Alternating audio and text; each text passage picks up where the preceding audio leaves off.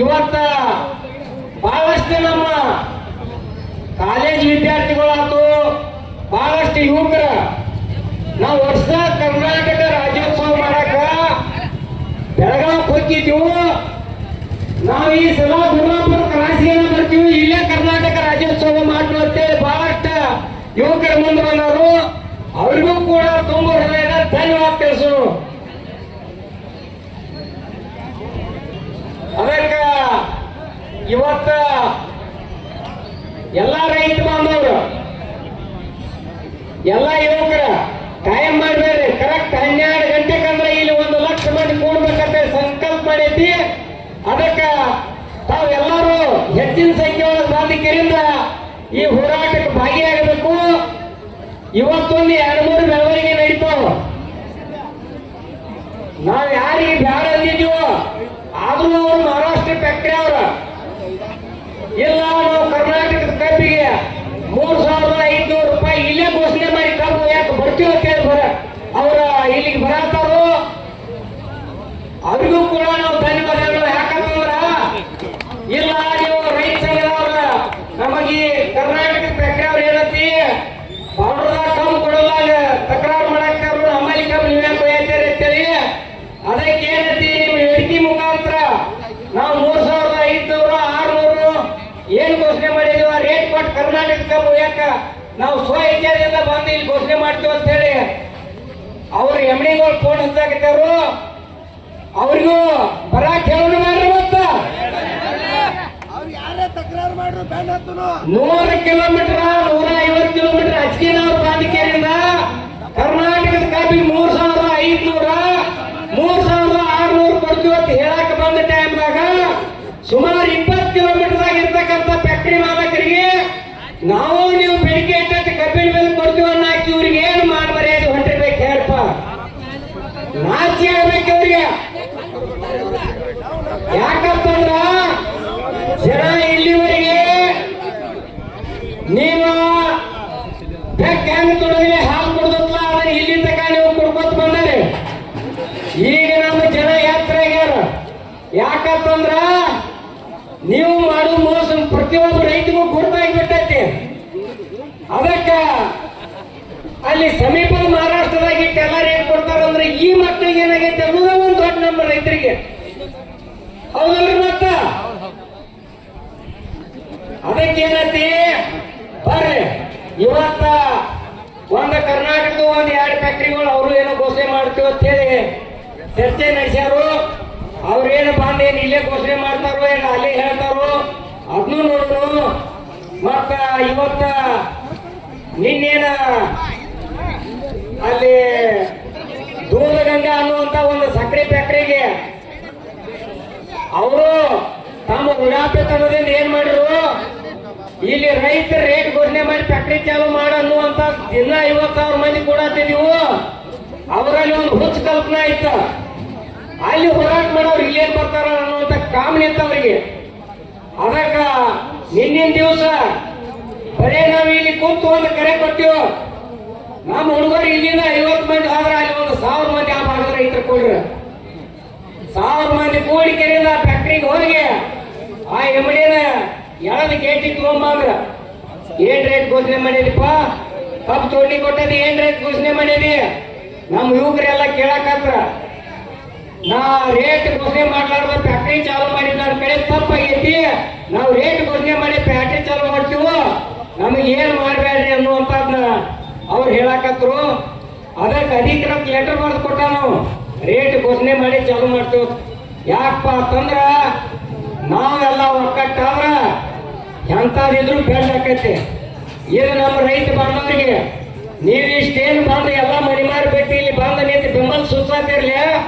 ಇದ್ರ ಶಕ್ತಿ ಪ್ರತಿಯೊಬ್ಬ ಫ್ಯಾಕ್ಟರಿ ಮಾಲಕನ ಬಾಯಿ ಬಿಡಿಸುವಂತ ಕೆಲಸ ಮಾಡಾಕತೈತಿ. ಅದಕ್ಕೆ ಏನತಿ ಇಲ್ಲಿ ಏನ್ ನಾವು ಹೋಗೋದು ದಿವಸ ಕೊಂಡೋದು ಬರೋದು ಆಗೈತಿ ಅಂತ ನೀವ್ ಯಾರು ಈ ರೀತಿ ಭಾವಿಸ್ಬೇಡ್ರಿ.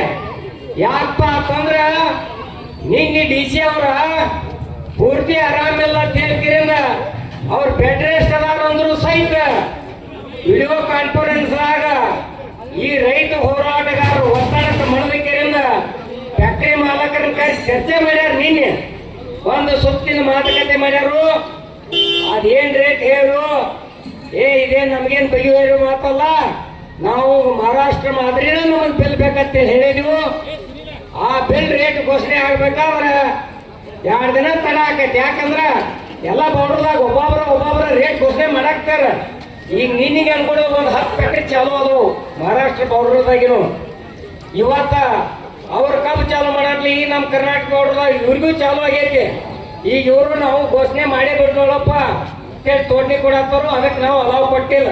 ರೇಟ್ ಘೋಷಣೆ ಮಾಡ್ರಿ, ಫ್ಯಾಕ್ಟ್ರಿ ಚಾಲು ಮಾಡ್ರಿ ಅಂತ ಹೇಳಿದ್ವು. ಈಗ ಸುಮಾರು ಎಕ್ಸಾಂಬಾದಿಂದ 1,000 ಹುಡುಗರು ಅಲ್ಲಿ ಕೆಲವೊಂದಿಷ್ಟು ಮಂದಿಗೆ ನೀವು ಕಬ್ಬು ಕಡ್ರಿ ಅಂತೇಳಿ ಏನೋ ಫ್ಯಾಕ್ಟ್ರಿ ಮೆಡಿಕಲ್ ಫ್ಯಾಕ್ಟ್ರಿ ಅವ ಹೇಳಿದ. ಈ ಹೋರಾಟ ಇಲ್ಲಿ ಲಕ್ಷಾಂತರ ಜನ ಕೂಡಿದ ಹೋರಾಟದ ಪದದಿಂದ ಅಲ್ಲೆಲ್ಲ ನಮ್ಮ ರೈತರು ಏನ್ ಕೇಳತ್ತಾರಂದ್ರ, ನೀ ಏನ್ ರೇಟ್ ಘೋಷಣೆ ಮಾಡಿದಿಪ್ಪ? ಪ್ರತಿಯೊಬ್ರು ಪ್ರಶ್ನೆ ಮಾಡಾಕ್ತಾರ. ಪ್ರತಿಯೊಬ್ರು ಪ್ರಶ್ನೆ ಮಾಡತ್ತಾರು.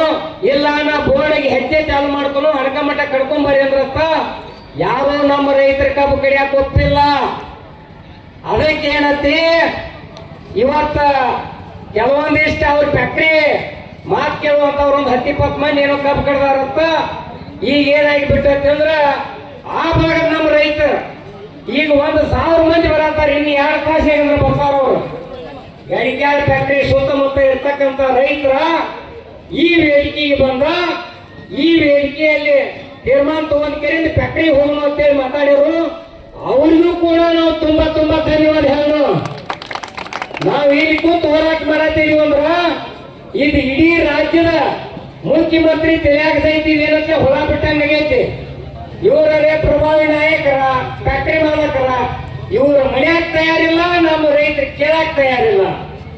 ಹಿಂಗಾಗಿ ಏನಂತೆ, ಇದು ಯಾವ್ದಾ ಪರಿಸ್ಥಿತಿ ಇವಾಗ ರೇಟ್ ಘೋಷಣೆ ಮಾಡ್ಬೇಕಂದ್ರೆ ನಾವು ಕಬ್ಬ ಕೊಡಂಗಿಲ್ಲ. ನಾವ್ 2 ದಿವಸ ಇಟ್ಕೊಂಡ್ ಕೊಡುವಲ್ಲ. ನಮಗೇನಾಗ್ಬೇಕಾಗೈತಿ, ಹೆಂಗ ತಂದಾರ ಕಾಲೇ ಕೂತಾರ ಅವರು 2 ದಿವಸ ಕುಂತ ಕೇಳಕ್ ಹಚ್ಚಾರ. ಆದ್ರ ಈಗ ಒಂದು ಯೋಗ್ಯ ರೇಟ್ ಬರಾಕ ನಿಮ್ಮ ತಾಳ್ಮೆನ ಕಾರಣ ಅಂತ ಈ ಸಂದರ್ಭ ಹೇಳಕ್ ಇಷ್ಟಪಡ್ತಾನೆ. ಈ ಏನು ಒಂದು ಬೆಳವಣಿಗೆ ಪ್ರತಿಯೊಬ್ಬ ರೈತನೊಳಗೆ ಏನು ಹೋಗ್ಲ, ಈಗ ಬಹಳಷ್ಟು ಫ್ಯಾಕ್ಟ್ರಿ ಅವ್ರ ತಲೆ ಒಳಗ ಬಹಳಷ್ಟು ತ್ರಾಸ ಕೊಟ್ಟೈತಿ. ಮೊನ್ನಿನ ದಿವಸ ನಮ್ಮ ರಾಜು ಶೆಟ್ಟಿ ಅವ್ರು ಹೇಳ್ರು, ಮಾರಾಯ ನಾವೇನ ವರ್ಷ ನಾವು ಒಟ್ಟು ಹೋರಾಟ ಮಾಡ್ತಿದ್ವು, ನೀವೆಲ್ಲಾ ಕರ್ನಾಟಕದಾಗ ಸೊಡ್ಲು ಬಿಟ್ಟು ಬಿಡ್ತಿದ್ರಿ. ಇವನವನು ಹಿಂಗಾಗಿ ಇಲ್ಲಿಯೂ ಫ್ಯಾಕ್ಟ್ರಿ ಮಾಲಕರು ಮಕ್ಕಳು ನಮಗೆ ಮನಿ ತಿರ್ಕಿಲ್ಲ. ನೀವೇನು ಕರ್ನಾಟಕದಾಗ ಎಲ್ಲಾ ಫ್ಯಾಕ್ಟ್ರಿಗಳು ಲಾಕ್ ಮಾಡ್ಕೊಂಡು ಹೋಗ್ತಾರಿ. ಈಗ ಇವ್ರೆಲ್ಲಾರು ಒಬ್ಬರಿಗಿಂತ ಒಬ್ರು 3,400 ಕೊಡ್ತಾರೆ, 3,500 ಕೊಡ್ತಾರೆ, ಒಬ್ಬ 3,600 ಕೊಡ್ತಾನಂತ. ಮಾನ್ಯ ಅವ್ರು ನೀನು ಒಬ್ಬ 3,650 ಕೊಡ್ತಾನಂತ. ನೀವೇನಲ್ಲಿ ಪ್ಯಾಕ್ ಮಾಡಿರ್ಲ, ಅದರ ಹೋರಾಟದ ಫಲದಿಂದ ನಮ್ಮ ಮಹಾರಾಷ್ಟ್ರದಾಗ ಎಲ್ಲಾ ಫ್ಯಾಕ್ಟ್ರಿ ಅವ್ರು ಇವತ್ತು ರೇಟ್ ಘೋಷಣೆ ಮಾಡತ್ತಾರು. ತಾವು ಕೂಡ ಈ ಮಾದರಿ ಒಳಗೆ ಕಬ್ಬಿನ ಬೆಲೆ ತಗೋರಿ, ನಾನು ಕೂಡ ಇದಕ್ಕೆ ಈ ಹೋರಾಟಕ್ಕೆ ಬೆಂಬಲ ಸೂಚಾಕ್ ಬರ್ತೀವಿ ಅಂತೇಳಿ ಮಹಾರಾಷ್ಟ್ರದ ಶೇತಕರಿ ಸಂಘಟನೆ ರಾಜ್ಯಾಧ್ಯಕ್ಷರಾದಂತ ರಾಜು ಶೆಟ್ಟಿ ಅವರು ಕೂಡ ಬರತ್ತಾರು. ಅವರಿಗೂ ಕೂಡ ನಾವೇನತಿ ತುಂಬಾ ಧನ್ಯವಾದ ಅವ್ರಿಗೂ ಹೇಳೋಣ ನಾವು. ಯಾಕಪ್ಪ ಅಂತಂದ್ರ ಈಗ ಒಂದ ಕಡೆ ತಗೋಲಿಲ್ಲ, ಕರ್ನಾಟಕ ಮಹಾರಾಷ್ಟ್ರ ಇದೇನ್ ದಕ್ಷಿಣ ಭಾರತಕ್ಕೆ ಬಹಳಷ್ಟು ಫ್ಯಾಕ್ಟ್ರಿ ಮಾಲಕರ ಇಲ್ಲಿ ರೈತರಿಗೆ ಸುಮಾರು 10 ವರ್ಷದಿಂದ ಏನ್ ಮೋಸ ಮಾಡ್ಕೊತ ಬಂದಿರು. ಇವತ್ತ ನಮಗ ಎಕ್ಸ್ಪೈರ್ಡ್ ಅಂತ ಹೇಳಿ ಒಂದು ಕಾಯ್ದೆ. ಇವ್ರ ಏನ್ 4 ಫ್ಯಾಕ್ಟ್ರಿ ಮಾಲಕರು ಎಷ್ಟು ಮಂದಿ MLAಗಳಾಗ್ಯಾರಲ್ಲ, ಇವ್ರೆಲ್ಲಾ ಕೂಡಿ ಏನ್ ಮಾಡಿರಪ್ಪ ಅಂತಂದ್ರ, ಎಕ್ಸ್ಪೈರ್ಡ್ ಅಂದ್ರೆ ಏನಿತ್ತು, ರೈತನ ಹೊಲಕ್ಕೆ ಕಬ್ಬು ಮಾನ ತಗೊಂಡ್ ಹೋಗ್ಯಾರ, ಅದಕ್ಕೆ ರೇಟ್ ಘೋಷಣೆ ಹಾಕಿತ್ತ. ಆ ರೇಟ್ ಏನ್ರಿ ಇವತ್ತಿತ್ತಂದ್ರೆ ನಮಗೆ 4,200 ರೂಪಾಯಿ ಸಿಗ್ತತ್ತ. ಈ 4 ನನ್ನ ಮಕ್ಕಳು ಎಲ್ಲಾರು ಕೂಡಿಕೆರಿಂದ ಅದನ್ನ ಕಾನೂನು ತಿದ್ದುಪಡಿ ಮಾಡಿ ಎಕ್ಸ್ ಗೇಟ್ ಅಂತೇಳಿ ಮಾಡಿಕೆರಿಂದ 1,000 ರೂಪಾಯಿ ನಮಗ ಅನ್ಯಾಯ ಮಾಡುವಂತ ಕೆಲಸ ಈ ಫ್ಯಾಕ್ಟ್ರಿ ಮಾಲಕರು ಮಾಡ್ಯಾರ. ಅದಕ್ಕೆ ಇವ್ರಿಗೆ ಬುದ್ಧಿ ಕಲಿಸುವಂತ ಕೆಲಸ ಇಡೀ ನಮ್ಮ ಕರ್ನಾಟಕದ ಕಬ್ಬು ಬೆಳೆಗಾರ ಅವ್ರಿಗೆ ಪಾಠ ಕಲಿಸೋನು. ಇದು ಒಂದು ಸಲ ನಾವ್ ಏನಾಗೈತಿ, 3,500 ಅಂತೇಳಿ ನಮ್ಮ ರೈತರ ಮಾತು ಹೋಗೈತಿ. ಮುಂದಿನ ಸಲ ಇಲ್ಲ. ಇಲ್ಲಿ ಏನಿದ್ರು ಎಕ್ಸ್ಪೀಲ್ಡ್ ರೈತನ ಹೊಲಕ್ಕೆ ಬಂದ ಕಬ್ಬು ಕರ್ಕೊಂಡು ಹೋಗ್ಬೇಕು, ಅದ ರೇಟ ಘೋಷಣೆ ಆಗ್ಬೇಕು. ಮೋಡ್ತೋಡ್ ಕಡಿಯವ್ರದ ಹೇರವ್ರದ ಎಲ್ಲ ಮೊದಲು ಹೆಂಗಿರ್ತದ ಹಂಗಾಗ್ಬೇಕಾದ ಕಾಯ್ದೆ. ಈಗ 4-5 ವರ್ಷದಾಗ ಮನುಷ್ಯರು ಇವ್ರು ಎಲ್ಲಾರು ಕೂಡಿ ಮಕ್ಕಳು ಇವ್ರು ಏನಂತೆ ರೈತರನ್ನ ಕುತ್ತಿಗೆ ಹೆಚ್ಚಿದ ಕೆಲಸ ಇವ್ರು ಎಲ್ಲಾ ಫ್ಯಾಕ್ಟರಿ ಮಾಲಕರು ಕೂಡಿ ಮಾಡ್ಯಾರ. ಅದನ್ನ ಕುತಂತ್ರ ಸಕ್ರೆ ಮಂತ್ರಿ ಮುಖ್ಯಮಂತ್ರಿಗಳು ಏನಂತಿ ಒಳಗಿನ ಒಳಗ ಅವ್ರಿಗೂ ವರ್ಷಕ್ಕೊಂದು 400-500 ಕೋಟಿ ಕೊಡ್ತಾನಂತಲಿ. ಆ ಮಕ್ಕಳು ಅದಕ್ಕೆ ಸಹಿ ಹಾಕ್ಯಾರ. ಅವ್ರಿಗೇನೇನ ಬಹಳ ಕಿಮ್ಮತ್ ಕೊಟ್ಟು ಮಾತಾಡಿದ್ರೆ ಚಲೋ ಅಂದ್ರು. ಆಮೇಲೆ ಮತ್ತೆ ನೀವು ಹಂಗ ನೋವು ತಿಳ್ಕೊಬೇಡ್ರಿ. ಪಕ್ಷ ಇದ್ದವ್ರು ಹಂಗ ನೀವು ಯಾರು ನೋವು ತಿಳ್ಕೊಬೇಡ್ರಿ. ಪಕ್ಷ ಮಾಡುವಂತೆ ಮಾಡುದು ಮತ್ತ ನಾವು ರೈತರನ್ನು ಅಂತ ಈ ಮನೋಭಾವನ ಇಟ್ಕೋಬೇಕ. ಇಲ್ಲ ಅಂತಂದ್ರ ಇವ್ರ ಏನತ್ಲೆ ಪಾಸೆಗೆ ಸಾಬಣ ಹಚ್ತಾರ ತೆಲಿಗೆ, ಎಲ್ಲ ತೆಲಿಯಾಗ ಒಂದು ಕೂದಲಿದ್ದಂಗ ಮಾಡ್ತಾರ. ಅದಕ್ಕೆ ದಯಮಾಡಿ ರಾತ್ರಿ ಆಗಲಿ ದುಡ್ದದ ಬೆವರಿನ ಬೆಲೆ ನಾವು ತಗೋಬೇಕಾತಂದ್ರ ಇಲೆಕ್ಷನ್ ಮುಗಿದು ಮರುದಿವಸ ನಾವು ಎಲ್ಲರೂ ರೈತರನ್ನು ಅಂತವ್ರು ಇರ್ಬೇಕು. ಇನ್ನೊಂದು ನಮ್ಮ ವಿಚಾರ, ಈ ಭಾರತ ದೇಶದಾಗ 75% ರೈತರು ನಾವು ಇದೀವಿ. ನನ್ನ ಅನಿಸಿಕೆ ಏನಪ್ಪಾ ಅಂತಂದ್ರ ಇವ್ರು ಏನು ಕಾನೂನುಗಳು ತಿದ್ದುಪಡಿ ಮಾಡ್ಯಾರಲ್ಲ, ಈ ಕಾನೂನುಗಳು ವಾಪಸ್ ತಿದ್ದಬೇಕಾತಂದ್ರ ಸಾಧ್ಯ ನಮ್ಮ ರೈತ ಸಂಘದವ್ರು MLA ಆದ್ರೆ ಚಲೋ ಅನ್ರಿ ಹಿರಿಯಾರ. ಇದು ವಾಪಸ್ ನಮ್ಮ ಕಟ್ಟಿಕೊಡ್ಬೇಕಾದ್ರೆ ಈ ಹೆಸರು ಶಾಲ ಅಲ್ಲಿ ಒಳಗೆ ಹೋದ್ರನ್ನ ಪಾಡೆ ಬಂದೈತಿ ನಾವು. ಯಾಕಪ್ಪ ಅಂತಂದ್ರ ಇವ್ರು ಹೊಳೆ ಕಾನೂನು ತಿದ್ಬೇಕಾದ್ರೆ ಬೇಕಲ್ಲ ಇಲ್ಲಿ ಒಳಗ. ಸದನದಾಗ ನಾವು ಹೊರಗೆ ಕೂತು ಹೋರಾಟ ಮಾಡಿದ್ರೆ ನಮಗೆ ಬೆಲೆ ಇಲ್ಲ. ಇವ್ರನ್ನೆಲ್ಲ ನಾಲ್ಕು ನನ್ನ ಮಕ್ಕಳನ್ನ ಆರಿಸ್ಕೊಟ್ಟಿರ್ತೀವೋ ಅವ್ರು ಒಳಗಿಂದೊಳಗ ಸುಗ್ರೀವಾಜ್ಞೆ ತೆಗಿತಾರ. ಅದನ್ನ ಚರ್ಚೆ ಸಹಿತ ಮಾಡಂಗಿಲ್ಲ ಅವ್ರು ಸದನದಾಗ.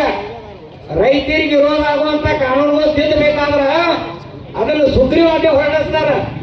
ಅಂದ್ರ ಅರ್ಜೆಂಟದಾಗ ಇದನ್ನ ಕಾನೂನು ತಿದ್ದುಪಡಿ ತಂದಲ್ಲಿ ಅಂತೇಳಿ ಹೊಂದಾಣಿಕೆ ಮಾಡ್ಕೊಂಡು ಎಲ್ಲಾರು.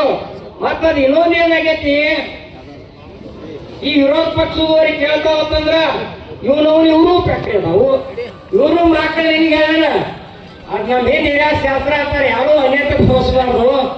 ಕುರಿ ಮೇದ್ರ ಕುರುಬಗೆ ಲಾಭ ಬರ್ತಾರಲ್ಲ ಹಂಗೆ ಇವ್ರಿಗೆ ಫ್ಯಾಕ್ಟ್ರಿಗೆ ಲಾಭ ಆದ್ರೆ ನಮ್ಗೆ ಎಲ್ಲರಿಗೂ ತಮ್ಗ ಲಾಭ. ಪಕ್ಷ ನೋಡಂಗಿಲ್ಲ ಅವ್ರಾಗ ತಮ್ಮ ವೈಯಕ್ತಿಕ ಫಾಯ್ದೆ ನೋಡ್ತಾರ. ಅದಕ್ಕೆ ನಾವೇನ್ ಹೇಳ್ತೀವಿ, ಅವ್ರಿಗೆ ಹೆಂಗ ತಮ್ಮ ಸ್ವಾರ್ಥ ಬಯಸ್ತಾರಲ್ಲ ಹಂಗ ನಾವೆಲ್ಲರೂ ರೈತರು ಒಂದಾಗೋದು. ನಮ್ಮ ರೈತರಿಗೆ ನ್ಯಾಯ ಸಿಗ್ಬೇಕು, ನಮ್ಮ ರೈತರಿಗೆ ಒಳ್ಳೆ ರೇಟ್ ಸಿಗ್ಬೇಕು. ಹಂಗ ನಾವು ಕೈಕಾದೀವಿ ಅಂದ್ರ ಅವ್ರೆಲ್ಲ ಇನ್ನೊಂದು 2 ದಿವಸ ಹೋಗ್ತಾರ, ಕಡೆಗೆ 3ನೇ ದಿವಸಕ್ಕೆ ಬರ್ತಾರ. ಯಾಕಪ್ಪ ಅಂತಂದ್ರ ನಿನ್ನಿನ ದಿವಸ ಶ್ರೀಮಂತ ಪಾಟೀಲ್ ಅಂತ ಹೇಳಿ ಅತ್ನಿ ಸುಧಾರ್ತಾವ. ಅವ್ ಏನ್ ಮಾಡ್ಯಾನು ಬಹಳಷ್ಟು ಮಂದಿ ಕನ್ಫ್ಯೂಸ್ ಆಗುವಾಗ ಅವನ ಅಲ್ಲಿ ಮಹಾರಾಷ್ಟ್ರದಾಗ ಒಂದು ಫ್ಯಾಕ್ಟ್ರಿ ಐತಿ, ಅದಕ್ಕೂ ಅವ್ ಅತ್ನಿ ಸುಧಾರ್ಸ ಅಂತ ಹೆಸರಿಟ್ಟಾಗ. ಅದಕ್ಕೆ ಅಲ್ಲಿ ಏನ್ ಮಾಡ್ಯಾನು 3,400 ರೇಟ್ ಘೋಷಣೆ ಮಾಡ್ಯಾನು. ಅದೇ ಪ್ರಕಾರ ಇಲ್ಲಿ ಕರ್ನಾಟಕದಾಗೂ ನಾವು ಐತಿ. ಅದು ಇವತ್ತು ಬಾಯಿ ಬಿಡ್ತೈತಿ. ಯಾಕಪ್ಪ ಅಂತಂದ್ರೆ ಇವ್ರು ಎಲ್ಲ ಬಾರ್ಡರ್ದಾಗ ಕಬ್ಬು ಅದಾವ, ಅವ್ರಿಗೆ ಅನಿವಾರ್ಯ ಐತಿ ರೇಟ್ ಹೇಳ್ಬೇಕ ಮೇಳ ಇಲ್ಲ. ಒಬ್ಬರಿಗೆ ಬೆಣ್ಣೆ ಒಬ್ಬರಿಗೆ ಸುಣ್ಣ ಅಂದ್ರೆ ಯಾರು ಒಪ್ಕೋತಾರ್ರಿ? ಎಲ್ಲಾರು ಕಬ್ಬು ಬೆಳೆದಿಲ್ಲ. ಈ ಕೃಷ್ಣಾ ನದಿ ಕರ್ನಾಟಕ ಕಟ್ಟ ಹರಲ್ಲ, ಕರ್ನಾಟಕ, ಮಹಾರಾಷ್ಟ್ರ, ತಮಿಳುನಾಡು, ಆಂಧ್ರ ಎಲ್ಲೆಲ್ಲೇ ಆಯ್ಕೆ ಅವು ಹರ್ಕೋತ ಹೋಗ್ಯಾಳು. ಆ ಕೃಷ್ಣಾ ನದಿ ನೀರ ಮತ್ತೆ ಈ ಹಿರಣ್ಯಕೇಶಿ ನೀರು ಏನ ಅದಾವಲ್ಲ ಇವ, ಈ ಭಾಗದ ಕಬ್ಬ ಬಹಳಷ್ಟು ಸಕ್ರೆ ಇರುವಂತ ಕಬ್ಬ ಐತಿ. ಅದಕ್ಕೆ ಏನಂತೆ ನಿನ್ನಿನ ದಿವಸ ಅವ್ರು DC ಅವ್ರು ಹೇಳ್ರ, ಅವ್ರು ಏನ್ ಮಾತಾಡ್ತಾರಂದ್ರ ರಿಕ್ವೈರಿ ಬೇಸ್ ಮಾತಾಡ್ತಾರ. ಯಾರು ಹೋಗಿದ್ದೀವ್ರಪ್ಪ ನಾವು ರಿಕ್ವೈರಿ ತೆಗ್ಸಾಕ? ನಾವು ರಿಕ್ವೈರಿ ತೆಗ್ಸಾಕ ಯಾರು ಹೋಗಿದ್ದೀವ್ರಿ? ಅದಕ್ಕ ಇವತ್ತಿನ ದಿವಸ ಬೀಣಾ ಶ್ರೀನಿವಾಸ್ ಕನಕರೆಡ್ಡಿ